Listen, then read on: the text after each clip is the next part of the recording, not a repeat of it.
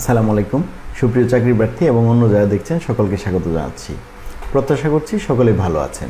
আর এক সপ্তাহ পরে অনুষ্ঠিত হতে যাচ্ছে 43তম বিসিএস এর প্রিলিমিনারি পরীক্ষা। বিসিএস ক্যাডার হওয়ার পথে সবচেয়ে কঠিন ধাপ হচ্ছে এই প্রিলিমিনারি পরীক্ষা, যেখানে মোট পরীক্ষার্থীর 4 থেকে 5% প্রার্থী পাশ করে থাকে। বিসিএস প্রিলিমিনারি পরীক্ষায় সফল হতে গেলে যেমন একটি শক্তিশালী প্রস্তুতির প্রয়োজন, তেমনি প্রয়োজন পরীক্ষা হলে 2 ঘন্টা সুষ্ঠুভাবে ইউটিলাইজ করার, এবং এর সাথে পিএসসি যে নির্দেশনা রয়েছে সেগুলো তো আপনাকে মানতেই হবে। আজকে আমরা কথা বলবো 43তম বিসিএস প্রিলিমিনারি পরীক্ষা নিয়ে, পিএসসির যে সকল নির্দেশনা রয়েছে সেগুলো নিয়ে, এবং 43তম বিসিএস এর প্রিলিমিনারি পরীক্ষা হলের 2 ঘন্টা আপনি কিভাবে ইউটিলাইজ করবেন, 2 ঘন্টায় ফুল অ্যান্সার করার জন্য বা বেস্ট অ্যান্সার করার জন্য আপনি কী কী কৌশল অবলম্বন করতে পারেন, আপনি কিভাবে টাইম ম্যানেজমেন্ট করবেন, আপনি প্রশ্নের উত্তরগুলো কোন সিকোয়েন্স মেনটেন করবেন, এবং পরীক্ষার হলের 2 ঘন্টায় আপনার কোন কোন বিষয়গুলো লক্ষ্য রাখতে হবে, কোন কোন বিষয়ে সতর্ক থাকতে হবে, এই বিষয়গুলো নিয়ে কথা বলবো। যারা প্রথমবারের মতো বিসিএস প্রিলিমিনারি পরীক্ষায় অংশগ্রহণ করতে যাচ্ছেন তারা পিএসসির সিট প্ল্যান অনুযায়ী আপনার রেজিস্ট্রেশন নাম্বার কোন কেন্দ্রে পড়েছে এটি আপনি নিশ্চিত হন, এবং পরীক্ষার দিন আপনি যথেষ্ট সময় নিয়ে পরীক্ষার কেন্দ্রে প্রবেশ করুন।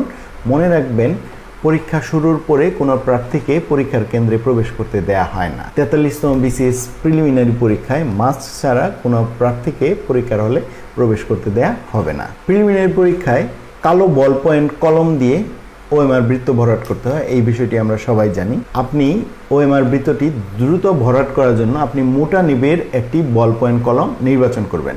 সেক্ষেত্রে আপনারা ম্যাটাডোর কোম্পানির i10 অয়েল বল পেন কলমটি ব্যবহার করতে পারেন, অথবা যে কোনো কোম্পানির একটি মোটা নিবের বল পয়েন্ট কলম ব্যবহার করবেন। মোটা নিবের বল পয়েন্ট কলম দিয়ে খুব দ্রুত সময়ে ওএমআর বৃত্ত পূরণ করা সম্ভব। পরীক্ষার হলে প্রবেশপত্র এবং কলম ছাড়া অন্য কোনো কিছু নিয়ে প্রবেশ করা যাবে না। পিএসসির নির্দেশনায় মোবাইল, হাতঘড়ি বা ক্যালকুলেটর নিয়ে পরীক্ষার হলে প্রবেশ করার নিষেধাজ্ঞা দেয়া আছে। কেউ যদি পরীক্ষার হলে মোবাইল বা হাতঘড়ি নিয়ে যান তাহলে সেটিকে অবশ্যই আপনার পরীক্ষার কেন্দ্রের বাইরে রাখতে হবে, এবং এই ক্ষেত্রে সেই জিনিসটি হারিয়ে যাওয়ার দুশ্চিন্তায় আপনার পরীক্ষা খারাপ হতে পারে। তাই আমার পরামর্শ হলো, পরীক্ষার হলে আপনি প্রবেশপত্র এবং কলম ছাড়া অন্য কোনো কিছু সাথে নিয়ে যাবেন না। পিএসসির নির্দেশনায় বলা আছে পরীক্ষার হলে প্রত্যেক প্রার্থীকে তার কান উন্মুক্ত রাখতে হবে।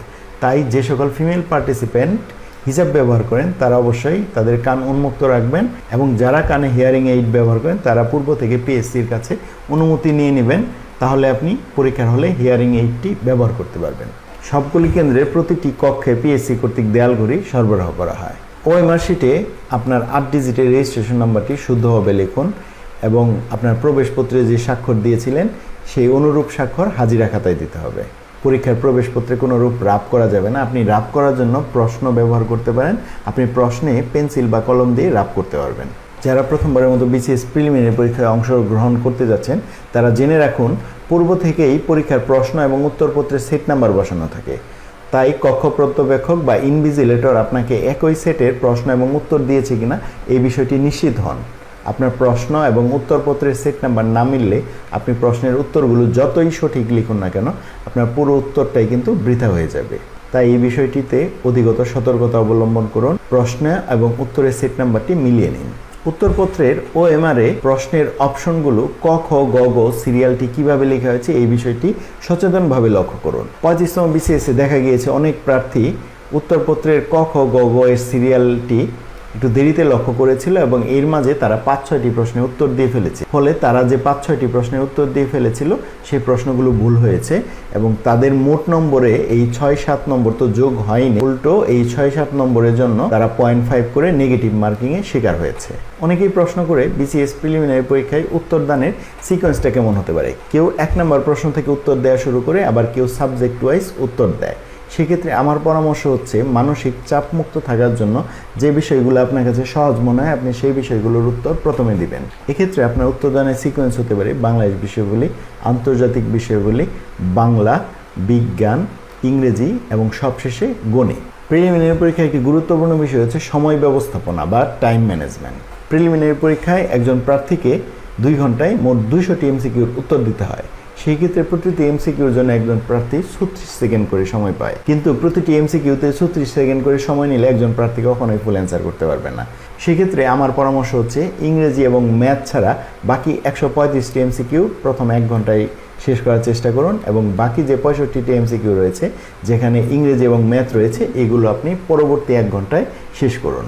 প্রিলিমিনারি পরীক্ষায় যে সকল এমসিকিউর প্রশ্নগুলো আপনাদের কাছে কঠিন মনে হয় সেগুলো নিয়ে অযথা সময় নষ্ট না করে প্রশ্নের দাগ দিয়ে আপনি পরবর্তী এমসিকিউতে চলে যাবেন। উত্তর না দেয়া এবং প্রশ্নে দাগ দেয়া সেই সকল এমসিকিউর জন্য পরীক্ষা শেষের 10 মিনিট হাতে রাখতে পারুন। সেগুলো আবার চোখ বুলিয়ে নেবেন, যে প্রশ্নগুলো উত্তর দেওয়ার মতো রয়েছে সেগুলো দেওয়ার চেষ্টা করুন। কোনো একটি কঠিন এমসিকিউ নিয়ে বসে থেকে অনেকগুলো সহজ এমসিকিউ না দেওয়া একটা বড় বোকামি। মনে রাখবেন, একটি কঠিন এমসিকিউর মানও এক, একটি সহজ এমসিকিউর মানও এক। সেক্ষেত্রে কিছু কিছু কঠিন এমসিকিউ স্কিপ করার মানসিকতা রাখুন। কোনো এমসিকিউর প্রশ্ন সম্পর্কে আপনার একদম ধারণা না থাকলে সেই এমসিকিউটা স্কিপ করার চেষ্টা করুন বা অ্যাভয়েড করার চেষ্টা করুন। কারণ আপনি যদি 10টি এমসিকিউ ধারণা থেকে বা আন্দাজি দেওয়ার চেষ্টা করেন তাহলে সেখান থেকে 3টি এমসিকিউ হলে আপনার মোট নম্বরে যেমন 3 নম্বর যোগ হবে, অপরদিকে 7টি এমসিকিউ ভুল হওয়ার কারণে আপনার 3.5 নম্বর মাইনাস হতে পারে। সেক্ষেত্রে আপনার লাভের চেয়ে কিন্তু লসই বেশি হলো। প্রিলিমিনারি পরীক্ষায় কোনো প্রশ্নের অপশনে 2টি সঠিক উত্তর থাকলে বা কোনো সঠিক উত্তর না থাকলে সেটি নিয়ে ঘাবড়াবেন না। বিভিন্ন প্রতিযোগিতামূলক পরীক্ষায় অনিচ্ছাকৃত এই ধরনের অনেক ভুল হয়ে থাকে। এই ক্ষেত্রে কর্তৃপক্ষ সকলকে কমন নম্বর প্রদান করে থাকে। যেহেতু এমসিকিউ পরীক্ষার অপর নাম চুজ দ্য বেস্ট অ্যান্সার, সেই ক্ষেত্রে কোনো সঠিক উত্তর না থাকলে বা সঠিক উত্তর 2টি মনে হলে এর মধ্যে যেটি বেস্ট মনে হয় আপনি সেটি উত্তর করতে পারেন। সবশেষে যে পরামর্শটি থাকবে সেটি হচ্ছে, পরীক্ষার হলে গিয়ে যদি আপনার প্রশ্নটি কঠিন মনে হয় তাহলে হাল না ছেড়ে ঠান্ডা মাথায় পরীক্ষার 2 ঘন্টা সম্পন্ন করুন। যে প্রশ্নটি আপনার কাছে কঠিন মনে হয়েছে তা অনেকের কাছে কঠিন হতে পারে। আর প্রিলিমিনারি পরীক্ষায় ভালো করার জন্য আপনার 200 এমসিকিউর মধ্যে 200টি সঠিক হওয়ার প্রয়োজন নেই। বিগত বছরের বিসিএস প্রিলিমিনারি প্রশ্নের মান অনুযায়ী আপনি যদি 120+ এমসিকিউ নিশ্চিত করতে পারেন তাহলে হয়তো আপনি রিটেনের এএস কার্ড পেতে যাচ্ছেন। প্রিলিমিনারি পরীক্ষা নিয়ে আপনাদের যদি আরও কোনো কিছু জানা থাকে তাহলে আপনারা সেটি কমেন্ট সেকশনে লিখবেন, আমি সেগুলো রিপ্লাই দেওয়ার চেষ্টা করব। সকলে ভালো করে প্রিলিমিনারি পরীক্ষা সম্পন্ন করুন। সকলের পরীক্ষা ভালো, সবার জন্য শুভকামনা।